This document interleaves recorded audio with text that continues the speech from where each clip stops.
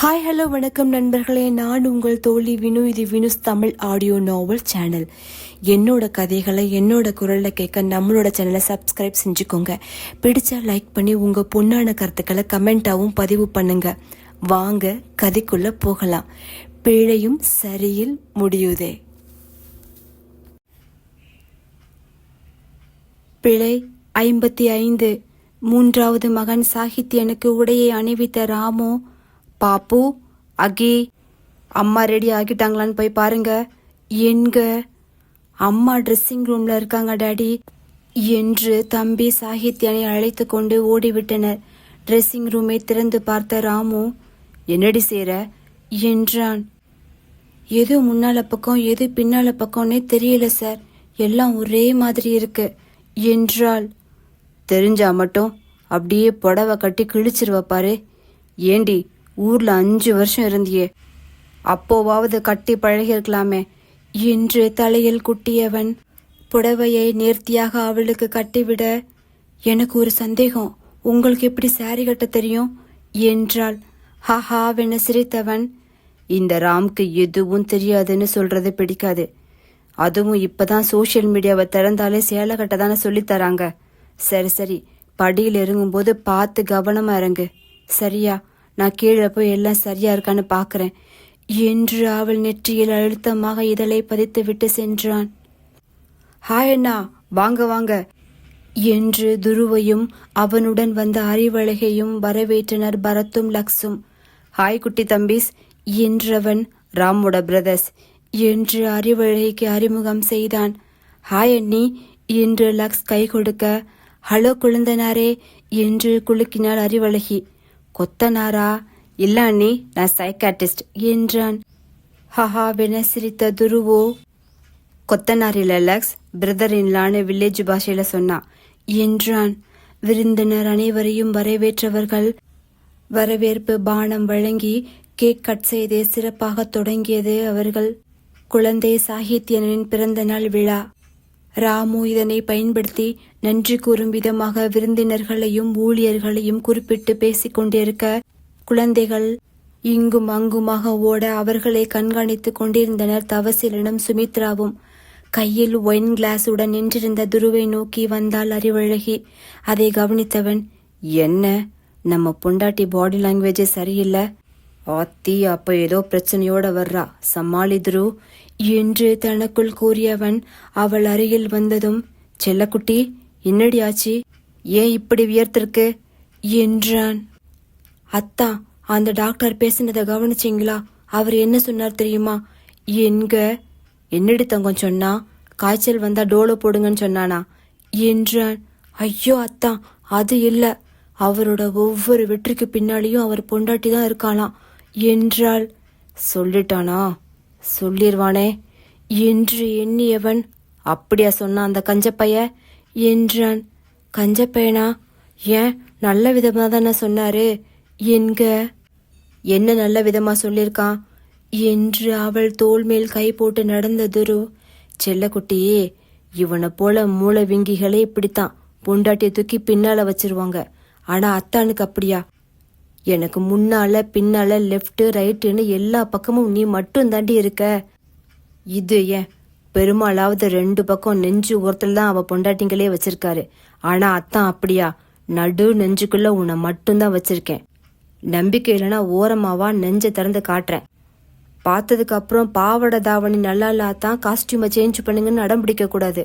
ஏன்னா என் பொண்டாட்டிய முதல்ல நான் பார்த்த அந்த லுக்கு தான் பிடிக்கும் என்று அவள் கன்னங்களை கிள்ள, அப்படியா, நிஜமாவா தான் என்று அவனை அணைக்க வர, பப்ளிக் உன் ஆர்வத்தை கொஞ்சம் அடக்கடி தங்கம், மொத்தமா ரூம்ல போய் பாத்துக்கலாம் என்று அவள் நெற்றி முட்ட, போங்க அத்தான் என்று வெக்கி கொண்டு அவள் ஓட, நிம்மதி பெருமூச்சு விட்ட துருவோ, அப்பா எப்படியோ ஒரு வழியா தப்பிச்சிட்டேன் என்று மேடையில் பேசிக் கொண்டிருந்த ராமை பார்த்தவன், இதுக்கு தான் இவனை போல மெத்த பிடிச்சவங்க வீட்டு ஃபங்க்ஷனுக்கே வரக்கூடாது. ஒரு மேடையும் மயக்கும் கிடைச்சிட்டா போதுமே, தன்னம்பிக்கைக்கும் தலக்கணத்துக்கும் நூலளவு தான் வித்தியாசம்னு சஞ்சய் ராமசாமியை போல பேச ஆரம்பிச்சிருவாங்க. போங்கடா போய் திருந்துங்கடா என்று எண்ணும் போதே அவன் அருகில் வந்தனர் லக்ஸும் பரத்தும். ஹாய் அண்ணா ஃபீல் ஹாப்பி என்றான் பரத். ஹாப்பி தான் என்று துரு. ஏன் பரத், உங்க அண்ணனுக்கு பிள்ளை வளர்க்குறது ஈஸியான வேலையா இருக்கா, இல்ல உங்க அன்னைக்கு பிள்ளை பெத்துக்கிறது ஈஸியான வேலையா இருக்கா? என்க ஏன்னா அப்படி கேக்குறீங்க என்றான் லக்ஸ். இல்ல, உங்க அண்ணன் பொண்டாட்டி அடுத்த குழந்தைக்கு ரெடி பண்ணிட்டு இருக்கான் என்றான். ஐயோ என்று நெஞ்சை பற்றிய லக்ஸோ. அது எப்படி நான் உங்களுக்கு தெரியும் என்க. டேய், பாம்பின் கால் பாம்பறியுண்டா. ஆமா, அவன் பெத்துட்டு போறான், நீ ஏண்டா நெஞ்சை பிடிக்கிற என்றான் துரு. அண்ணா, ராமண்ணா வெள்ள பிரெக்னண்டா இருக்கும்போது பிரணதியை கவனிச்சுக்கிறதும் டெலிவரி பார்க்கறதும் மட்டும்தான். அதுக்கப்புறம் அவளுக்கு ப்ரீ போஸ்ட் பிரெக்னன்சி மூடு ஸ்விங் கவுன்சிலிங் கொடுக்கறது நானு. குழந்தைங்களுக்கு ஏதாவது பிரச்சனைனா பாத்துக்கிறது பரத். குழந்தைங்களை வளர்க்கறது என் மம்மியும் டேடியும். இப்போ சொல்லுங்க, அவருக்கு என்ன கஷ்டம் இருக்க போது என்றான். ஆக உங்களையும் உங்க ப்ராப்பர்ட்டியும் கரெக்டா யூட்டிலைஸ் பண்றது உங்க அண்ணன் ராம் மட்டும்தான். லேட்டா வாழ்ந்தாலும் வாழுறான்டா என்க. அண்ணா, எங்க அண்ணா கிட்ட சொல்லி எங்க வாழ்க்கையிலும் ஒரு விளக்கு ஏத்தி வைங்கண்ணா ப்ளீஸ் என்றான் லக்ஸ். விளக்கு என்ன விளக்கு, 1000 வாட்ஸ் பல்பே போட்டுடலாம் என்றான் துரு. 1000 வாட்ஸ் பல்ப் எல்லாம் வேண்டாண்ணா, ஏதோ சீரியல் செட்டு பல்ப் ரேஞ்சுக்கு இருந்தாலும் போதும் என்றவனை ஹாஹாவென சிரித்தவாறு துரு பார்க்க, சரியாக அந்நேரம் ராமும் ஹாய் காய்ஸ் என்று வர, என்ன சீரியஸ் கான்வர்சேஷன் போயிட்டு இருக்கு என்றான். எல்லாம் உங்களை பத்தி தான் என்று துரு கூற, பரத்தும் லக்ஸும் அவர்களுக்கு தனிமை கொடுக்க எண்ணி விடை பெற்றனர். அப்புறம் ராம், என்ன சிஸ்டரை இன்னும் சமாளிக்க முடியலையா என்றான் துரு. ஹாஹாவென சிரித்த ராமோ, கண்டுபிடிச்சிட்டீங்களா? என்ன செய்ய, வேலை நடக்கணுமே, இது போல ஆப்பர்ச்சுனிட்டி கிடைக்கும் போது யூஸ் பண்ணிப்பேன் என்றான் கண் சிமிட்டியவாறு. உங்களுக்கு என்ன ராம், சிஸ்டர் ரொம்ப சாஃப்டா தான் தெரியறாங்களே, இன்னும் உங்களை சாருன்னு தான் கூப்பிடுறாங்களே என்க. அட நீங்க வேற பைலட், அந்த சாருன்ற வார்த்தையில தான் மரியாதையெல்லாம். உள்ளுக்குள்ள கேவலமா திட்டுவா. நாயே பேயே, இது பரவாயில்ல, தடிமாடுன்னு ஒரு வார்த்தை சொல்லுவா, அதுக்கு தான் இப்ப வரைக்கும் அர்த்தம் புரியல என்றதும் ஹஹாவென சிரித்த துருவோ, என்ன நல்லா பாருங்க ராம், எந்த ஆங்கிள் நான் பலூன் விற்கிறவ மாதிரி இருக்கேன், இல்ல பஞ்சு மிட்டா விற்கிறவ மாதிரி இருக்கேன்? நேத்து கூட ஏதோ சொன்னாலே, திருவிழால டெல்லி அப்பளம் விற்கிறவனை போல இருக்கிற உங்களை போய் கட்டி வச்சிருக்காரு எங்க அப்பா அப்படின்றா என் பொண்டாட்டி. வீர வாழ்க்கையில இதெல்லாம் சகஜராம், ஃப்ரீயா விடுங்க என்றான் துரு. ஃப்ரீயா தான் எல்லாத்தையும் விட்டுட்டு இருக்கேன் என்றான் ராம்.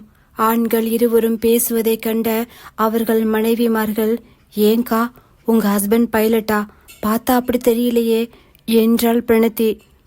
சதா கோட் சூட் போட்டிருக்க உங்க ஹஸ்பண்டையும் தான் டாக்டர்னு சொன்னாங்க, நாங்க நம்பல, அது போலதான் என்றாள் அறிவழகி. ஹஹாவென சிரித்தவள், ஐயோ அக்கா, நான் அப்படி சொல்லல, பார்க்க செம்மையா ஹேண்ட்ஸம்மா மாடல் போல இருக்காருன்னு சொன்னேன் என்றாள். அப்படியா இருக்காரு, எனக்கு அப்படி தெரியல என்றாள் அறிவழகி. ஓ, அப்படி இல்லைன்னு தான் நொடிக்கு ஒரு முறை உங்க வீட்டுக்காரரை பார்த்துட்டே இருக்கீங்களா என்றாள் பிரணதி. கண்டுபிடிச்சிட்டியா? என்ன செய்ய, கொஞ்சம் பாக்குற மாதிரி ஹஸ்பண்ட கட்டினாலே இதான் பிரச்சனை என்று இருவரும் ஒரு சேர சிரித்தனர். லக்ஸோ அவர்களை நோக்கி வர, என்ன மச்சி வந்துட்ட, போர் அடிக்குதா என்றாள் பிரணதி. போரெல்லாம் அடிக்கல, உங்க கணவன்மார்கள் 2 பேரும் சேர்ந்தா அவங்க ஆண்மையின் பெருமையை பத்தி பேசிட்டு இருப்பாங்க, நான் வயிறு எரிஞ்சு நொந்துக்கணுமா, அதான் வந்துட்டேன் என்றான் சலிப்பாக. அறிவழகியோ புருவம் உயர்த்தி பிரணதியை நோக்க, மச்சி பாவங்கா, முரட்ட சிங்கள சுத்துறாரு, உங்க சொந்தத்துல நல்ல பொண்ணு இருந்தா சொல்லுங்களேன் என்றாள். ஏன் இல்ல, என் சொந்தத்துல எனக்கு ஒரு சிஸ்டர் இருக்கா என்றதும் பிரணதியோ, நீங்க ஒரு பொண்ணுன்னு கேள்விப்பட்டேனே என்றாள். ஆமா, நான் ஒரு பொண்ணுதான், அதாவது எங்க கதையில எனக்கு ஒரு சித்தப்பா இருக்காருன்னு எல்லாருக்கும் தெரியும், ஆனா அவருக்கு ஒரு பொண்ணு இருக்கிறது யாருக்காவது தெரியுமா என்றாள். பிரணதியோ, ஓ அப்படியாக்கா, தெரியாதே என்க. முதல்ல உங்களுக்கு ஒரு கதை இருக்கிறதே எனக்கு தெரியாதே என்றான் லக்ஸ். லக்ஸே முறைத்த அறிவழகியோ, கொழுந்தனாரே, கொழுந்தனாரு குசும்பும்பாங்களே அதானா இது? ஏதோ உங்களை பிடிச்சிருக்குன்னு 4 பேர் கமெண்ட் பண்ணிட்டாங்கன்ற ஆணவத்துல ஆடாதீங்க. எங்க கதை வந்தப்போ எங்களுக்கும் ஃபேன்ஸ் இருந்தாங்க, பர்டிகுலரா எனக்கு இருந்தாங்க என்றாள் அறிவழகி. சாரி அண்ணி கோவிச்சுக்காதீங்க என்று சிரிமியவன். அப்புறம் உங்களுக்கு ஒரு தங்கச்சி இருக்காங்கன்னு விட்டேங்க, அப்புறம் என்றான் ஆர்வமாக. அங்கு ஆண்களோ பரத் கல்யாணம் வேண்டாம் வேண்டான்னு சொல்றான், அதுக்காக லக்ஸா அப்படியே விட முடியாது. அம்மா கேட்டதுக்கு அறிவழகி சிஸ்டர் ஏதோ அவங்க சொந்தத்துல ஒரு தங்கச்சி இருக்கிறதா சொன்னாங்களாம், பாத்திருக்கீங்களா, அவங்கள பத்தி ஏதாவது தெரியுமா என்றான் ராம். அழகி தங்கச்சினா? ஐயோ அவளா? ராம், லக்ஸ் ரொம்ப சாஃப்ட், அவ வேற, அவனுக்கு செட் ஆகுவாளான்னு தெரியலையே. சிம்பிளா சொல்லணும்னு அவ 15 பிரணதிக்கும் 10 அறிவழைக்கும் சமம். அவளை பத்தி சின்ன இன்ட்ரோ கொடுக்கறேன், நீங்களே ஒரு முடிவுக்கு வந்துருவீங்க என்று துரு மகிழினியை பற்றி கூற துவங்க, இடிந்த குட்டி மண் சுவற்றிற்கு பின்னால் பதுங்கியவாறு பார்த்தனர் 4-5 ஜோடி மை தீட்டிய கருவிழிகள். அதில் இரட்டை ஜடையை மடித்து கட்டிய ஒருத்தி வாயில் சுட்டு விரலை வைத்து உஷ் என்று சைகை செய்தாள். அவள் அருகில் இருந்தவள் வேணாம்டி போயிரும்டி என்க அவள் தலையில் நங்கென்று குட்டு வைத்தவள் அவளுக்கு அடுத்து இருந்தவளிடம் ஒரு கல்லை எடுப்புல என்றாள். அவளோ சிறிய கல்லை எடுத்து தர தலையை சாய்த்து அவளை முறைத்தவள், இதை வச்சு இழந்த பழம் கூட அடிக்க முடியாது, பெரிய கல்லை எடுத்து கொடுப்புல என்றாள் பல்லை கடித்தவாறு. மற்றவளோ பெரிய கல்லை எடுத்து தர குருவிகளை வேட்டையாடும் கவட்டையை கொண்டு குறி பார்த்து அடிக்க அடுத்த நொடி வள்ளு வள்ளு என்று வேறிட்டு கத்தியவாறு ஓடின 2 தெரு நாய்கள். ஓடுங்க கழுதைங்களா, இனி எங்கேயாவது உங்களை சோடி போட்டு திரியறத பார்த்தேன், இனி கல் எடுத்து அங்க அடிக்கிறேன் பாருங்க என்றவள். உள்ளவங்களுக்கு இங்க சோடி இல்லாம திரியுறோமா? இதுங்க வருஷம் 10 குட்டி போட்டு திரியுதுங்க, அதுங்க பொழுது போகாம ஊர்ல இருக்க நம்ம புள்ள காடுகளை வெட்டிட்டு தெரியுதுங்க என்றாள் கடுப்பாக. ஏன் புள்ள மகிழே, இப்படி செஞ்சா கட்டிக்க போறவனுக்கு ஆன்மை இருக்காதுன்னு எங்க அப்பத்தா சொல்லிச்சு என்றாள் அவள் தோழியொருத்தி. ஆத்தி அப்படியா, நாள்ல கல்லெடுத்து கொடுத்தேன், அப்ப என் மாமனுக்கு ஆன்மை இல்லாம போயிருமா என்றாள் மற்றொருத்தி. யாரு? ஓ மாமனுக்கு? ஆமா, அப்படியே உன் மாமன் பெரிய உத்தமன் பாரு, நம்ம ஊருக்கு வருஷம் வந்த கரகாட்டக்காரைய உன் மாமனுக்கு பயந்துட்டு அடுத்த வருஷம் வரமாட்டேன்னு சொல்றாளுக. இதுல அவனுக்கு அது ஒண்ணுதான் குறைச்சல். நல்லதுன்னு இருப்புல, அப்பதான் உன் பின்னாலேயே சுத்துவான், நிறைய குடும்பமும் தப்பும் என்றால் இளந்தை செடியில் பறித்த பழங்களை மென்றவாறு. ஏன் புள்ள, உனக்கு பயமா இல்லையா என்றனர் அவள் தோழியர். எனக்கு என்னடி பயம், என்னை கட்டிக்க போறவன் தான் என்ன பார்த்து பயப்படணும் என்று கூறும்போதே, ஏ மகிழு, என்னை எங்க பார்த்தாலும் ஒருத்தன் பல்ல காட்டிட்டே இருக்கான்னு சொன்னேன்ல, அவன்தான் புள்ள என்றாள் அவள் தோழி ஒருத்தி.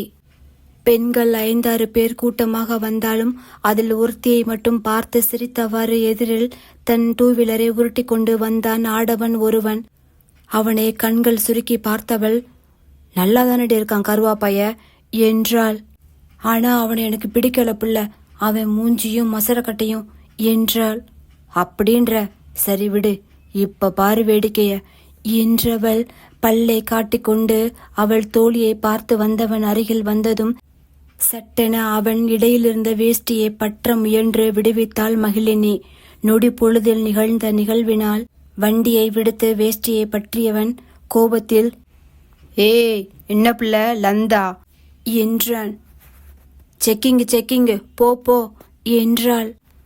செக்கிங்கா என்று அதிர்ந்தவன், வேட்டி அவுத்து என்ன உள்ள செக்கிங்கு என்று கத்த, உள்ள ஏதாவது போட்டிருக்கேன்னு பார்க்கத்தான், போவியா என்று விட்டு அவள் செல்ல அவள் கூற்றில் அதிர்ந்து நின்றவன் சமாளித்து, இருங்கொடி உங்களுக்கு இருக்கு என்றவன் வேகமாக அரிசி மண்டிக்கு சென்று அவன் அண்ணனிடம் கூற, எவடாவ என்று வேட்டியை மடித்து கட்டியவாறு அவன் வினவ, அந்த தெற்கு தெருக்காரி மகிழினே என்றான். புருவம் சுருக்கி யோசித்த அவன் அண்ணன், யாருன என்க, அதானே அந்த கற்பகம் கிழவி பேத்தி மகிழினி என்றதும், அவளா, அவகிட்ட நீ போய் ஏண்டா வம்பு வளர்த்த என்றான். நான் எங்கனே வம்பு வளர்த்தேன், நான் பாட்டுக்கு 7 தான் போயிட்டு இருந்தேன், அவதான் வேட்டி அவுக வந்தா, சுத்திலும் 5-6 பொட்டைக வேறனே, சடார்னு புடிச்சிட்டேன், இல்லனா மானமே போயிருக்கோம் என்றான். சரி விடுங்கடா, இத போய் பெரிய விஷயமா பேசுறீங்க, நம்மூர் பொட்டைக நம்மகிட்ட விளையாடாம யார்கிட்ட விளையாடுவாங்க என்று மடித்து கட்டிய வேட்டியை அவிழ்த்தவன், நமட்டு சிரிப்புடன் தன் கை காப்பை உயர்த்தி மீசையை திருகியவாறு அரிசி மண்டிக்குள் சென்றான்.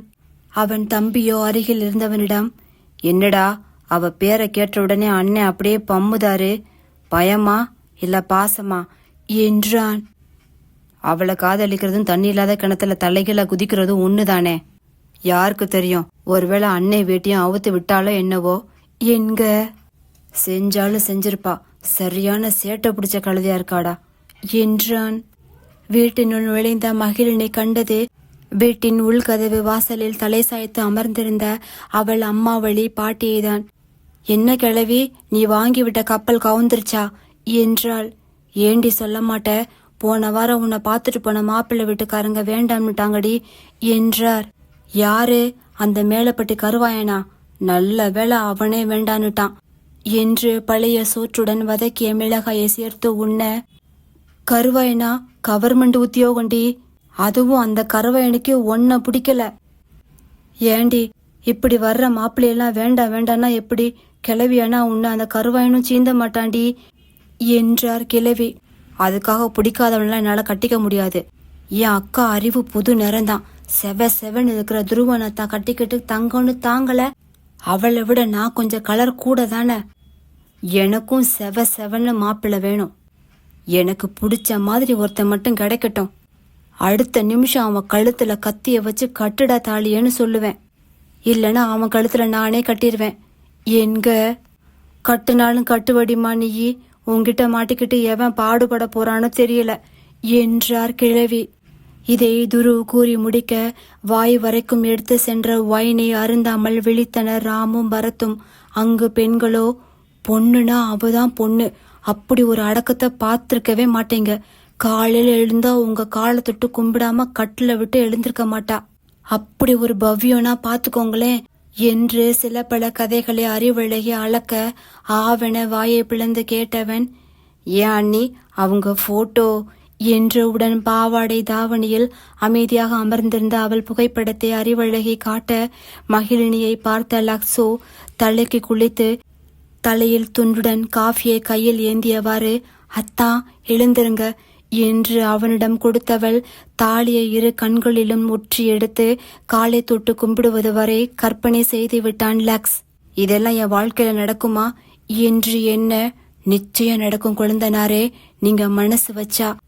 என் வீட்டுக்காரர் எங்க அவரை போல உங்களுக்கும் நல்ல பொண்டாட்டி கிடைச்சிருமோன்னு இல்லாத எல்லாம் சொல்லி கலைக்க பாப்பாரு, நம்பாதீங்க என்றாள் அறிவழகி. மாட்டேன், முடிவு பண்ணிட்டேன். அவங்க பேர் என்ன சொன்னீங்க என்க. மகிழினி என்றவுடன், மகிழ் பேரை எவ்வளவு இனிமையா தேன் வந்து பாயுதே. லக்ஸ் மகிழ், அச்சச்சோ கேட்கவே கிக்கா இருக்கே. என் வாழ்க்கைய மகிழ்விக்க வந்த மகிழினியே, ஐ ஆம் ஆன் த வே என்றாள் லக்ஸ். லக்ஸ் சென்றதும் அடுத்தது அவங்க கதையாக்கா என்றாள் பிரணதி. வாயை புற்றி நக்கலாக சிரித்த அறிவழகியோ, உங்க கதை 50 எபிசோடைய இந்த புள்ள 6 மாசமா எழுதியிருக்கு. இருந்தாலும் உங்களுக்கு ரொம்ப நம்பிக்கைதாம்மா இந்த ரைட்டர் மேல என்றதும் ஹஹாவென சிரித்த பிரணதியோ, அப்ப கதை வராதாக்கா என்க. மகிழ் கதை வந்தா உன்னையும் என்னையும் எல்லாம் மறந்துடுவாங்க. சோ இன்ட்ரோவை மட்டும் கொடுக்கறோம், கதை வராம தடுக்கிறோம் என்றாள் அறிவழகி. டீல்கா என்று வேகமாக தலையாட்டினாள் பிரணதி. ஒரு வழியாக விழா இனிதே நிறைவு பெற்றது. துருவும் அறிவழகியும் வாழ்த்துக்கள் கூறிவிட்டு அறைக்கு கிளம்ப பரத்தும் லக்ஸும் மற்றவற்றை நாங்கள் பார்த்து கொள்கிறோம், அறையில் குழந்தைகளை தனியாக கவனித்துக் கொண்டிருப்பாள் பிரணதி என்று அண்ணனை அனுப்பி வைத்தனர். அறைக்குள் வந்தவன் கண்டது உடை மாற்றிவிட்டு ஆழ்ந்த உறக்கத்திலிருந்த தன் மனைவி மற்றும் குழந்தைகளைத்தான். மென் புன்னகை செய்தவாறே சத்தமில்லாமல் குளியலறை சென்று உற்சாகமாகி வந்தவன் நேராக பால்கனி சென்று அமர்ந்தான். ராம் அறிவான் தற்போது அவன் இருக்கும் மனநிலைமைக்கு படுத்தால் உடனே தூக்கம் வராது என்று. வெளியில் குளிர் வாட்டினாலும் தெரியவில்லை ராம்க்கு. வானத்தை நோக்க பௌர்ணமி நிலவும் நட்சத்திரங்களும் மின்னின. இந்த வாழ்க்கை எவ்வளவு விந்தையானது. நாமாக ஒன்றை விரும்புவோம், ஆனால் இந்த பிரபஞ்சம் நமக்கு ஒன்றை தருகிறது. ஆர்த்தியுடன் என் எதிர்கால வாழ்க்கையை பற்றி கனவு கண்ட பொழுது ஏன் ஸ்ரத்தா என் வாழ்க்கையில் வர வேண்டும்? அவள் மூலமாக நான் என் ஆர்த்தியின் உண்மை முகத்தை அறிந்து வேண்டாம் என்று கூற வேண்டும். பவி ஏன் என்னை விட்டு ஓட வேண்டும்? பிரணதிக்கு ஏன் அந்த விபத்து நேர வேண்டும்? அவள் ஏன் என் குழந்தைக்கு தாயாக வேண்டும்? இந்த இயற்கை எப்பொழுதுமே நம்மிடம் யூ டிசர்வ் சம்திங் பெட்டர் என்று அறிவுறுத்தியதை தான் அறிய முயலவில்லை. இந்த பிரபஞ்சம் என் வாழ்க்கையை மிக அழகாக வழிநடத்தி சென்றதை நான் தான் உணர மறுத்திருக்கிறேன். என் குழந்தைக்கு இந்த நோய் இல்லை என்றால் ஒருவேளை பிரணதியை தேடியிருக்க மாட்டேன். அவளுக்கு அந்த விபத்து நேரவில்லை என்றாலும் அவளும் என் குழந்தைக்கு தாயாக வாய்ப்பில்லை. ஆக இயற்கை ஒவ்வொரு கெட்டதுக்கும் பின்னால் ஒரு நல்லதை ஒளித்து வைத்திருக்கிறது. இதை உணர நமக்கு பல ஆண்டுகள் கடக்க வேண்டியிருக்கிறது. எது எப்படியோ, நன்றி. இந்த ஒரு வார்த்தையால் என் நன்றியை தெரிவித்து விட முடியாது. பட் தேங்க்ஸ் என்றான் ராம் விழிகளில் நீரை நிறைத்து. கண்களை மெதுவாக மூடி சாய்ந்திருக்க அவன் மடியில் பொத்தென்று வந்து அமர்ந்தாள் அவன் மனையாள். அவள் பின்னால் வந்த அவன் மகள் மற்றொரு பக்கம் மடியில் வந்து அமர பின்னாலே ஓடி வந்தனர் அகிலனும் சாகித்யனும். அகி, சகி, அம்மா வயிறு என்று அவள் வயிற்றின் முன் கை வைத்து ராம் தடுக்க அதிர்ந்து விழித்தவள் அப்போ என்று பிரணதி ராமை நோக்க மேபி என்று தோள்களை குலுக்கினான். எதுக்குத்தான் காலையில அக்கறையா புடவை கட்டிவிட்டு படியில நடக்கும்போது கவனமா நடுன்னு சொன்னீங்களா உங்களை என்று முத்த. ஏய் இங்க பாருடி, அகிக்கு சகி இருக்கான். பாப்புக்கு ஒரு பாப்பு வேண்டாமா? என்க வேண்டவே வேண்டாம், உங்களை நான் டிஸ்மிஸ் செய்றேன் என்று விட்டு அவள் வீட்டினுள் செல்ல டிஸ்மிஸா என்று விழித்தவன் அது டிஸ்மிஸ் இல்லடி, டைவர்ஸ். அதுவே உனக்கு சரியா தெரியல, தேவையில்லாம ரிஸ்க் எடுக்காத தங்கம் என்று விட்டு அவனும் பின்னால் ஓட அகிலனோ தன் தமக்கிடம் என்னவென்று வினவ நமக்கு ஒரு குட்டி பாப்பா வரப்போறாங்க என்று மூவரும் பின்னால் ஓடினர். நன்றி, சுபம்.